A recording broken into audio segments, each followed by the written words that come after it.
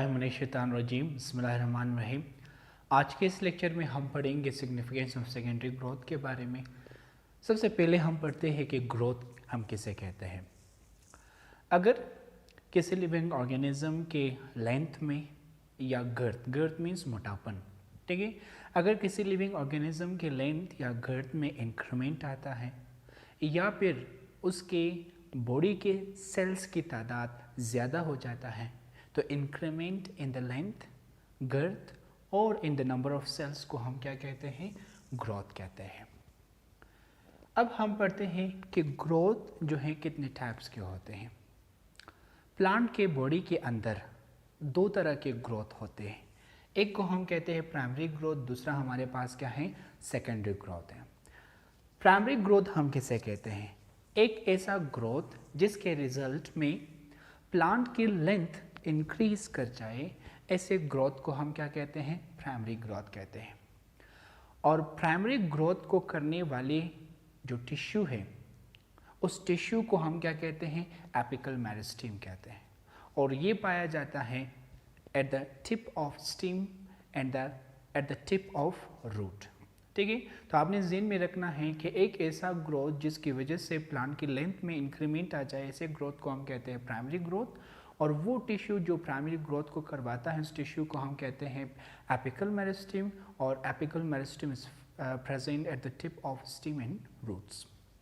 इसी तरह दूसरी टाइप ऑफ ग्रोथ हमारे पास है सेकेंडरी ग्रोथ। सेकेंडरी ग्रोथ हम किसे कहते हैं, एक ऐसे टाइप ऑफ ग्रोथ जिसकी वजह से प्लांट की गर्थ में इंक्रीमेंट आ जाए, प्लांट जो है मोटा हो जाए, ऐसे ग्रोथ को हम क्या कहते हैं, सेकेंडरी ग्रोथ कहते हैं। और वो टिश्यू जो रिस्पॉन्सिबल है फॉर सेकेंडरी ग्रोथ, उस टिश्यू को हम कहते हैं लेटरल मेरिस्टेम। और लेटरल मेरिस्टेम जो है स्टेम के जो है लेटरल पार्ट्स में पाया जाता है, साइड्स में पाए जाते हैं। हमारे पास जो है दो तरह के लेटरल मेरिस्टेम है, एक को हम कहते हैं वेस्कुलर कैम्बियम और दूसरा हमारे पास है कॉर्क कैम्बियम। वो लेटरल मेरिस्टेम जो सेकेंडरी जाइलम और सेकेंडरी फ्लोएम को प्रोड्यूस करता है, ऐसे लेटरल मेरिस्टेम को हम कहते हैं वेस्कुलर कैम्बियम। ऐसा लेटरल मेरिस्टेम जो सेकेंडरी जाइलम और सेकेंडरी फ्लोएम को प्रोड्यूस करता है उसे हम क्या कहते हैं, वेस्कुलर कैम्बियम कहते हैं। इसी तरह अगर हम देखें, वेस्कुलर कैम्बियम जो है ओल्ड जाइलम और ओल्ड फ्लोएम के बीच में पाया जाता है।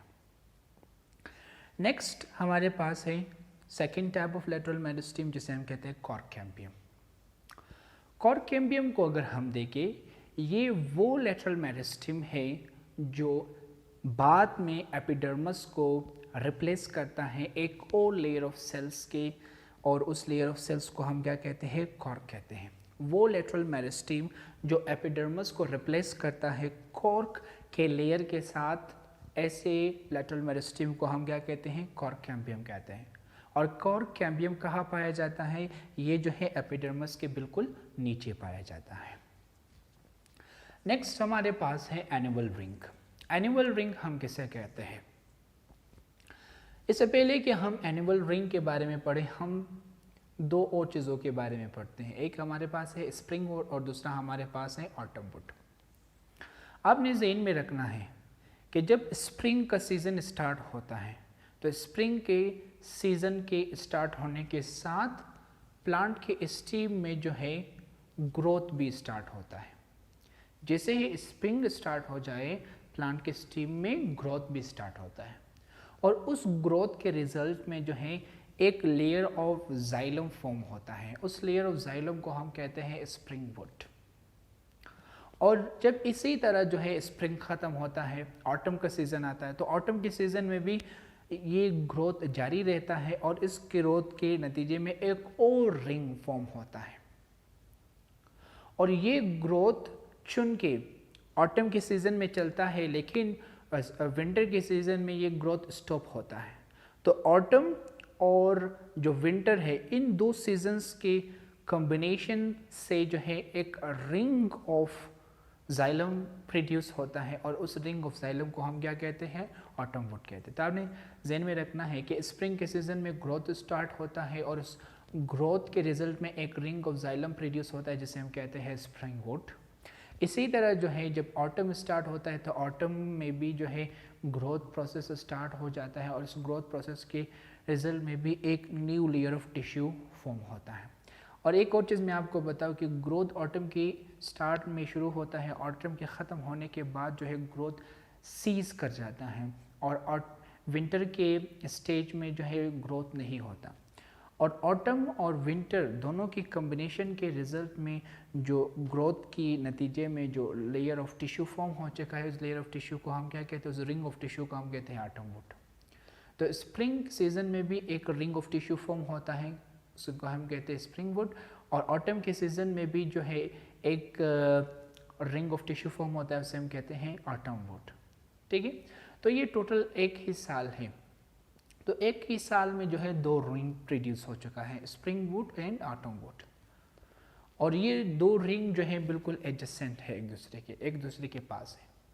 तो इस टोटल 1 ईयर के टाइम पीरियड में ये 2 रिंग जो एक दूसरे के एडजेसेंट प्रोड्यूस हो चुका है, इन दोनों रिंग को कंबाइंड हम कहते हैं एनुअल रिंग। और एनुअल रिंग का सिग्निफिकेंस क्या है कि एनुअल रिंग के थ्रू जो है हम प्लांट की एज को क्या कर सकते हैं, मालूम कर सकते हैं।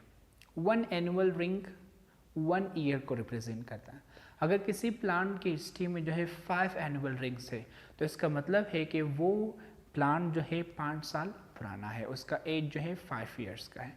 तो आपने ज़हन में रखना है कि एनुअल रिंग्स को हम इस्तेमाल करके ट्रीज़ के एज को हम क्या कर सकते हैं, काउंट कर सकते हैं, मालूम कर सकते हैं। तो आज की टॉपिक जिसमें हमने ग्रोथ के बारे में पढ़ा, टाइप्स ऑफ ग्रोथ के बारे में पढ़ा और एनुअल रिंग के बारे में पढ़ा, होप आपको समझ आ चुका है। अगर इस टॉपिक के रिलेटेड कोई